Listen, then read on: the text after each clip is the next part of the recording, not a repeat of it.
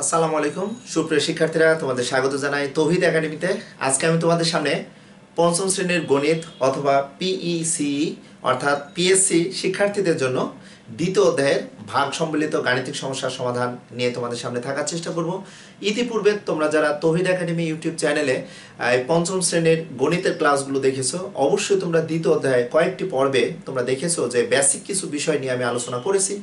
আজকে আমি চেষ্টা করব তোমাদের 4 নম্বর কোশ্চেন থেকে যে লেখার ম্যাথগুলো, যেগুলো আমরা ঐকিক নিয়মের মাধ্যমে সমাধান করে থাকি, এই টাইপের ম্যাথগুলো আজকে ইন ডিটেলস আলোচনা করার চেষ্টা করব। প্রয়োজন বোধে এই ম্যাথগুলো আমাদের ঐকিক নিয়মে কনভার্ট করার জন্য, ঐকিক নিয়ম ইউজ করে কিভাবে আমরা বোঝার মতো করে ক্লাসগুলো শিখতে পারবো, সেটা নিয়েই তোমাদের সামনে থাকার চেষ্টা করব। অবশ্যই এখানে আমাদের কিছু বিষয় জানার অবশ্যই প্রয়োজন আছে, যে ক্রমবাচক সংখ্যা কি। আমাদের এই গাণিতিক সমস্যা সমূহের ক্ষেত্রে কিন্তু ক্রমবাচক সংখ্যা কেন বলা হয়েছে, কারণ আমরা ভাগের যে ম্যাথগুলো করে থাকি সাধারণত নিঃশেষে বিভাজ্য হয়, অনেক ক্ষেত্রে ভাগের ক্ষেত্রে কিন্তু নিঃশেষে বিভাজ্য হয় না, সেই ক্ষেত্রে হয়তো ভাগশেষ থাকে।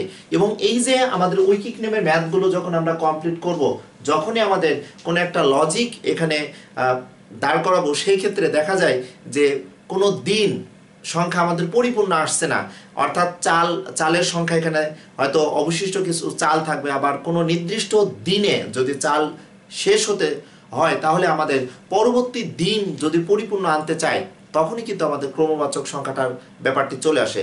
তোমরা লক্ষ্য করো যে 4 নম্বর যে গাণিতিক সমস্যাটি ছিল, কোন এক বাড়িতে 98,000 গ্রাম চাল আছে, এটা ফিক্সড। একটি ফ্যামিলিতে 98,000 গ্রাম চাল আছে, তাদের যদি প্রতিদিন 650 গ্রাম চাল লাগে, অর্থাৎ ওই পরিবারে 650 গ্রাম চাল লাগে কিন্তু একদিনে, তাহলে ওই পরিবারে 98,000 গ্রাম চাল আছে, তাহলে 98,000 গ্রাম চাল কত দিন চলবে ওই পরিবারে, সেটি আমাকে নির্ণয় করতে বলা হয়েছে। বা তোমরা দেখলে বুঝতে পারবে উত্তরটি কিন্তু বলা হয়েছে ক্রমবাচক সংখ্যায় কনভার্ট করো। ওকে, তাহলে এই গাণিতিক সমস্যাটির সমাধান আমি দুইভাবে তোমাদের সামনে উপস্থাপন করার চেষ্টা করব। তার পূর্বে আমাদের জানার প্রয়োজন ক্রমবাচক সংখ্যাগুলো কি, একটু মনে আছে কিনা একটু দেখে নাও।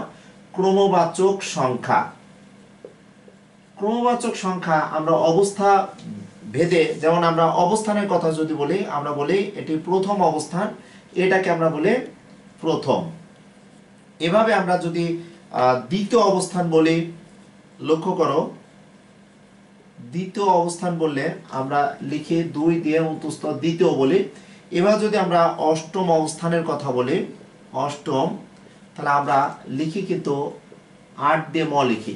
এবার যদি আমরা বলি ষোড়শ, লক্ষ্য করো ষোড়শ, তখন কিন্তু আমরা বলি 16 দিয়ে তালিবস্যা দিই। ওকে, বা এবার যদি আমরা বলি একাদশ, একবিংশ, একাদশ না দিয়ে আমি একবিংশর কথা যদি বলি, একবিংশ, ওকে, তখন আমরা এটি কিন্তু লিখি কিন্তু 2100। ওকে, এভাবে আমরা যখন 50 বলি, আমরা যখন 50 দেখো তম বলি, তখন আমরা এটিকে কিন্তু 5 ম লিখে 50তম, আমরা 5 ম না 50তম এভাবে বলি। এভাবে যদি আমরা 160তম বলতে পারি, 191তম, সেটি দিন হতে পারে, মাস হতে পারে, যেটি হোক না কেন। অ্যাকচুয়ালি আমরা এই যে ক্রমবাচক সংখ্যা কিন্তু যদি বলতে চাই, তোমরা ক্লাস 2, 3 বা 1-এও কিন্তু শিখে এসেছো, বাট পঞ্চম শ্রেণী বা পিএসসি পরীক্ষার্থীদের জন্য কিন্তু ক্রমবাচক সংখ্যাটা তোমরা হয়তো মুখস্থ করার মতো করো, কিন্তু মনে রাখতে হবে শুরু থেকে 1 থেকে 20 পর্যন্ত যে অবস্থানের পরিপ্রেক্ষিতে আমরা ক্রমবাচক সংখ্যা বলে থাকি, এগুলো কিন্তু একটু প্র্যাকটিস করবে। তো যাই হোক, আমাদের উত্তরটি আমাদের ক্রমবাচক সংখ্যায় নিয়ে আসতে হবে। এখানে লক্ষণের বিষয় আমাদের চেয়েছে কততম দিনে চাল শেষ হবে, তাহলে কততম দিন যেহেতু বলেছে, তাহলে যে আনসারটি আমরা প্রশ্নে তৈরি করতে চাই বা প্রশ্ন অনুসারে আমরা ফাইন্ড আউট করি, সেই ক্ষেত্রে আমাদের ওই আনসারটার লেখাটা আমরা শেষে লিখব। আমরা অনেকে বলি রাইট হ্যান্ড সাইডে বা ডানে লেখো, এটি কিন্তু অ্যাকচুয়ালি বলা ঠিক না। এই গাণিতিক সমস্যাটির সমাধান যদি আমরা করতে চাই, এই গাণিতিক সমস্যাটির সমাধান দেখো, 650 গ্রাম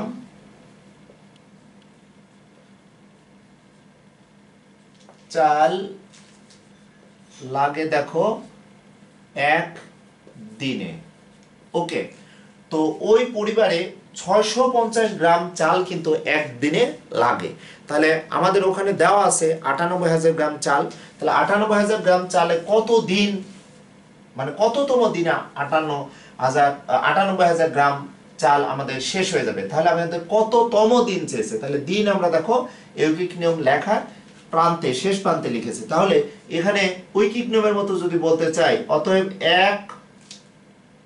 এই 650 গ্রাম চালের প্রেক্ষিতে 1 গ্রাম চাল অনেক কম চাল, তাহলে 1 গ্রাম চালে অবশ্যই আমাদের কম দিন চলবে, কারণ 650 গ্রাম চাল তো একদিনে চলে, তাহলে 1 গ্রাম চাল তো খুব সামান্য পরিমাণ চাল, এটা তো একদিন আমাদের চলবে না। তাহলে এই যে শেষে যে সংখ্যাটি থাকবে এটাকে আমরা অপরিবর্তন আকারে রাখবো। ওকে, এখন 1 গ্রাম চাল কম, কম মানে আমাদের নিঃসন্দেহে 1 কে 650 দ্বারা ভাগ করে নিতে হবে। অথবা এটিকে যদি তোমরা মনে করো যে স্যার এভাবে না লিখে আমরা যদি এই 1 অপরিবর্তন রেখে এখানে লব আকারে রাখবো, আর 650 গ্রাম চালের পরিপ্রেক্ষিতে 1 গ্রাম চাল অনেক কম, সেটিকে আমরা হর আকারে রেখে দিব, একই কথা হবে। এই কারণে লক্ষ্য করো, আমরা যদি তোমাদের বলি যে 5 ভাগ, এখানে আমি 2 বললাম, এটাকে কিন্তু লেখা যায় দেখো 2 ভাগের 5। ওকে, সেই ক্ষেত্রে দেখো আমরা এই 1 কে এই ক্ষেত্রে আমরা বলছি দেখো লব, আর 650 কে কিন্তু বলছি আমরা হর। ওকে, এই ক্ষেত্রে দেখো আমরা 1 কে কিন্তু কি বলছি বলতো, ভাজ্য বলছি ভাগের ক্ষেত্রে, আর 650 কে কিন্তু আমরা ভাজক নামকরণ করছি। ম্যাথের ব্যাপারগুলো আসলে আমরা অনেক সুন্দরভাবে যদি বুঝে যাই, যে শুধুমাত্র মুখস্থ করার জন্য কি আমরা ম্যাথ প্র্যাকটিস করি, আমাদের একটা গাণিতিক সমস্যার সমাধানের ক্ষেত্রে দেখো এখানে লব বাই হরের ব্যাপারটি চলে আসছে। 5 কে আমরা 2 দ্বারা ভাগ করলে কিন্তু এখানে 5 দেখো লব আর 2 কিন্তু হর, আবার এখানে 5 কিন্তু দেখো ভাজ্য, 2 কিন্তু ভাজক। যে বিষয়টি এখানে আমি তুলে ধরেছি, কারণ একদিনে আমাদের 650 গ্রাম চাল লাগে, তাহলে 1 গ্রাম চালে নিঃসন্দেহে একদিনও যাবে না, অনেক নগণ্য সময় হবে। আমরা নরমালি ক্যালকুলেটর দিয়ে যদি 1 কে 650 দ্বারা ভাগ করি, তাহলে পরিপূর্ণ দিন কিন্তু আমাদের দিন, একটি দিনের অনেক খণ্ডাংশ সময় আমাদের চলবে 1 গ্রাম চালে। যার কারণে আমরা এবার ভাগ আকারে লিখতে পারি, বা এটাকে আমরা যেহেতু পিএসসি ক্যান্ডিডেট, আমরা ক্লাস 6 এ পড়াশোনা আর ম্যাথগুলো এখানে আমরা অলরেডি প্র্যাকটিস করব, বা পরবর্তী চ্যাপ্টারগুলোতে তোমরা দেখবে এরকম ঐকিক নিয়মের ম্যাথ আসবে, বা তৃতীয় চ্যাপ্টারে ঐকিক নিয়ম কাকে বলে ওখানেও পাবে। যার কারণে আমি চেষ্টা করব এই গাণিতিক সমস্যাটি আমি ইন ডিটেইলসে তোমাদের সামনে সমাধান করে দেওয়া। ওকে প্রিয় শিক্ষার্থীরা, এখন প্রশ্ন হচ্ছে আমরা 1 ভাগ 650 লিখতে পারি, অথবা লব বাই হর আকারে আমরা লিখে রাখতে পারি। আমি একটু তোমাদের সামনে বুঝিয়ে দেওয়ার জন্য আমি ম্যাথটা কমপ্লিট করব। এখন আসো কত গ্রাম চাল আছে ওই পরিবারে, তাহলে এখানে দেখতে পাচ্ছি এই পরিবারে 98,000 গ্রাম চাল আছে। তাহলে 98,000 গ্রাম চালে নিঃসন্দেহে অনেক দিন চলবে, কারণ 650 গ্রাম চালে তো একদিন চলেছে, তাই না? তাহলে 98,000 গ্রাম মানে অনেক পরিমাণ চাল, তাহলে অনেক দিন যাবে, তাহলে বেশি দিন গেলে নিঃসন্দেহে এই 98,000 গ্রামটা কি হবে বলতো, গুণ হবে। তাহলে আমরা যদি ওইখানে বিবেচনা করি দেখো, তাহলে 650 বাই 1 কিন্তু প্রথম স্টেপে আমরা যেটি পেয়েছি এটি কিন্তু অপরিবর্তন আকারে থাকবে। ওকে, এখন আমাদের এই 98,000 গ্রাম চাল তো অনেক বেশি, এটি কিন্তু অনেক দিন চলবে। দেখো 98,000 গ্রাম চাল, এটাকে তোমরা যদি বলো যে স্যার এখানে যদি আমরা লিখতাম, তাহলে ক্লাস 4 এ তোমরা বর্ডমাসের ব্যাপারটি শিখেছো আমাদের, তাহলে এখানে গুণ ব্র্যাকেট দিয়ে কিন্তু 98,000 আমাদের এভাবে গুণ করে দিতে হবে, বা এভাবে রাখবো আমরা। আমাদের প্রশ্ন হচ্ছে যে স্যার আমরা এই নিয়মে করব না এই নিয়মে করব। অ্যাকচুয়ালি এটার অর্থই কিন্তু এটা, আমরা যদি 1 কে 650 দ্বারা ভাগ করি তাহলে লব বাই হর আকারে আসবে, আর 98,000 গ্রাম চাল তো বেশি, এটি গুণ আকারে থাকবে। এখন এটাকেও তোমরা এভাবে লিখে নিতে পারো, 1 এর সাথে 98,000 গুণ মানে কি দেখো 98,000 ভাগ কিন্তু 650। ওকে, 650 এটি হয়, এটা মানেই কিন্তু তোমরা 98,000 ভাগ তোমরা 650 এভাবে লিখে নিতে পারো। তোমরা অনেকেই এই ম্যাথটি ওই যে আমি লাস্ট অফ অল যেটি লিখেছি ওভাবে কিভাবে লেখো সেটা আমি এটা কমপ্লিট করে দিয়ে আমি তোমাদের দেখানোর চেষ্টা করি। বেসিক্যালি এই ম্যাথটা যদি ঐকিক নিয়মের সাহায্যে যদি আমরা কমপ্লিট করতে চাই, তাহলে 1 গ্রাম চালে কম লাগবে। কম লাগার কারণে আমাদের এই ঐকিক নিয়মের শেষে যে সংখ্যাটি আছে এটা লব আকারে থাকবে, এটি চেঞ্জ হবে না, এটা লব আকারে থাকবে, বা গুণের ক্ষেত্রে কিন্তু গুণ আকারে থাকবে। ওকে, এখানে ভাগের ক্ষেত্রে কিন্তু ভাজ্য আকারে থাকবে। আর 650 গ্রামের তুলনায় 1 গ্রাম চাল অনেক কম, যার কারণে এখানে ভাগ হবে, আমরা ভাগ দিতে পারি বা লব বাই হর আকারে আমরা লিখতে পারি। ওকে, এখন দেখো 98,000 গ্রাম চালে বেশি চলবে, বেশি চলার কারণে এই রাশিটি অর্থাৎ 1 কে 650 দ্বারা ভাগ করে যে রেজাল্টটি পাচ্ছি, এই রেজাল্টকে 98,000 দ্বারা আমরা কি করব বলতো, গুণ করব। আমরা এটাকে এই 650 বাই 1 কে অপরিবর্তিত রেখে 98,000 কে আমরা গুণ করে নিতে পারি, বা এটা আমরা যদি লবে লবে গুণ করি তাহলে 98,000 বাই 650, লাস্ট অফ অল আমরা এইভাবে ভাগ লিখে নিতে পারি। ওকে প্রিয় শিক্ষার্থীরা, এখন প্রশ্ন হচ্ছে এই ম্যাথটির সমাধান আমরা কিভাবে করব। আমরা যেহেতু পিএসসি পরীক্ষার্থী, ভাগের ক্ষেত্রে কিন্তু আমাদের হিসাব বা রাফের ব্যাপারটা কিন্তু এখানে ইম্পর্টেন্ট। তাহলে আমরা এখন দেখব এই ম্যাথটির যদি আমরা রাফ করতে চাই তাহলে হিসাবটা আমরা, এটাকে আমি ধরে নিব যে এটা আমার পরীক্ষার খাতা, একটু লক্ষ্য করো। আর এখানে কিন্তু আমরা সমান দিয়ে আমরা কোনো ডট ডট দিব না, কারণ আমরা জানি না এই ভাগটা নিঃশেষে বিভাজ্য কিনা। যদি নিঃশেষে বিভাজ্য না হয় সেই ক্ষেত্রে আমরা একটু ফাঁকা রাখবো। তাহলে দেখি হিসাব বা রাফ আমরা কিভাবে লিখতে পারি। ঠিক এই ম্যাথের মধ্যে আমরা হিসাবটা লিখব। তাহলে 650 দ্বারা 98,000 গ্রামকে আমরা ভাগ করব। তাহলে কয়বার যেতে পারে, একবার গেল, 650 বিয়োগ করলে 0, 3, এখানে 3, এবার এই 0 নামলো, তাহলে দেখো 3,300। ওকে, তাহলে আমাদের এখানে 5 বার যাবে, 5 × 30 যেহেতু, তাহলে 5 0 0, 5 5 25, 5 হাতে 2, 5 6 30 আর 2 32। ওকে, এখানে দেখো 0 বিয়োগ করলে এখানে 5 হয়, তাহলে 1, এখানে মিলে যাচ্ছে, 50 থাকছে, এখানে আমাদের আরেকটি 0 নামবে, দেখো এখানে 500। তাহলে 500 কে নিঃসন্দেহে আমাদের 650 দ্বারা ভাগ যায় না, তাহলে আমরা এভাবে রাখবো।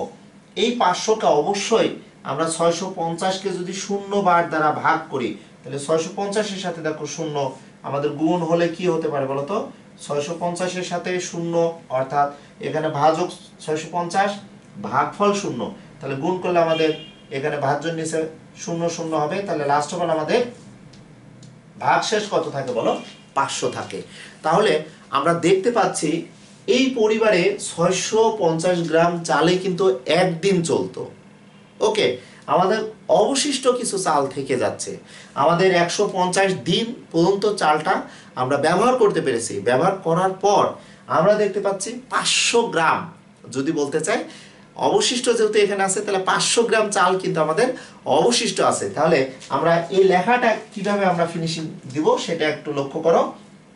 তাহলে আমরা ওইটার পরে বা এবার রেখেও, এটা না রেখেও যদি তোমরা চিন্তা করো যে স্যার আমরা যদি এই ম্যাথটাকে এভাবে না লিখে আমরা সরাসরি যদি এভাবে লিখতাম, 650 ভাগের 1, এখানে 98,000 গ্রামে বেশি হতো, তাহলে আমরা 98,000 গ্রাম লবে রাখলাম, আর হরে 650 রাখবো। এখানে আমরা কি লিখবো দেখো, আর সুন্দর করে এখানে একটু দাগ দিয়ে নিবে, এবং এখানে লিখবে দেখো ভাগফল, এখানে অবশ্যই লিখবে ভাগফল 150 এবং ভাগশেষ, তোমরা এখানে লিখবে ভাগশেষ কত বলো তো, 500। ওকে, এখন আমরা এই ম্যাথটার ফিনিশিংটা কিভাবে লিখবো সেটা একটু তোমাদের সামনে আলোচনা করার চেষ্টা করব। তাহলে এই গাণিতিক সমস্যাটি সমাধান করার ক্ষেত্রে দেখো ঐকিক নিয়মে তোমাদের সামনে রিপ্রেজেন্ট করার চেষ্টা করলাম। ওকে, এই লাইনটা এখানে দিলে খুব সুন্দর হতো, 98,000, তাহলে আর একটু ভালো হতো 600, এখানে কত বলো 50, এটা একটু মুছে দিই। ওকে প্রিয় শিক্ষার্থীরা একটু দেখো, এটা মুছে দিলাম। এখন আমাদের এই ভাগ করার ক্ষেত্রে ভাগশেষ যেহেতু 500 থাকলো, তাহলে আমরা কিভাবে এই লেখাটা ফিনিশিং দিব বা ক্রমবাচক সংখ্যায় কিভাবে আমরা লিখব। ওকে, তাহলে আমাদের এখন লাস্ট অফ অল যে ভাষাটা লিখতে হবে, ভাষাটা কিন্তু খুবই ইম্পর্টেন্ট। আমাদের যে কাজটি করতে হবে, হিসাবের নিচে কিন্তু আমাদের এই নিচে কিন্তু এখন যে কথাটি লিখব, এই কথাটি কিন্তু এখন লিখতে হবে। ওকে, কিভাবে লিখবো দেখো, আমি এখানে উপরে একটু সরিয়ে এখানে লিখি যে ভাগফল 150 এবং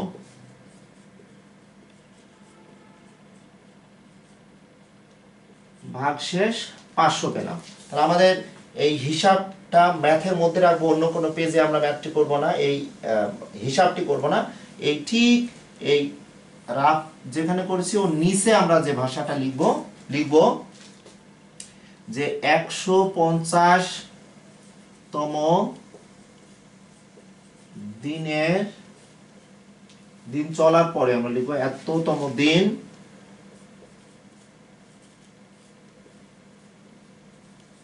চলার পরেও 500 গ্রাম চাল অবশিষ্ট থাকে।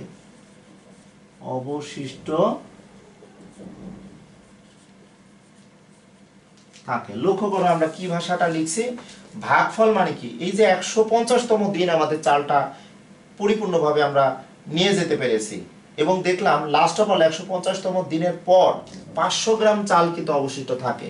আমাদের গাণিতিক যে সমস্যাটি ছিল, গাণিতিক সমস্যাটি কি বলা হয়েছে, তাদের 98,000 গ্রাম চাল আছে,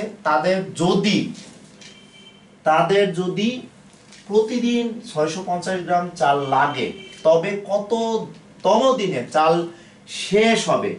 আমাদের এখানে কথাটা বলেছে কততম দিনে চাল শেষ হবে, আমাদের কোনো চাল কিন্তু অবশিষ্ট থাকতে পারবে না। তাহলে 500 গ্রাম চালে নিঃসন্দেহে আর একটা দিন আমরা নিয়ে যেতে পারবো, আর একটা দিন আমরা চালাতে পারবো, কারণ 650 গ্রাম চালে তো একদিন লেগেছে। তাহলে 500 গ্রাম চাল তো 650 গ্রাম থেকে 150 গ্রাম কম, এটা দিয়ে তো আর একটা দিন আমরা চালাতে পারবো, তাই না? তাহলে এই ম্যাথটাতে আমাদের যে বিষয়টা হবে যে কততম দিনে চাল শেষ হবে, কোনো চাল আমাদের অবশিষ্ট থাকবে না। তাহলে আমরা লাস্টে যে লিখব, সুতরাং একটু লক্ষ্য করো, সুতরাং 150 যোগ 1 আর একটা দিন যাবে, 150 যোগ 1তম বা 151তম দিনে, তোমরা কি দেখতে পাচ্ছ কিনা, 151তম দিনে চাল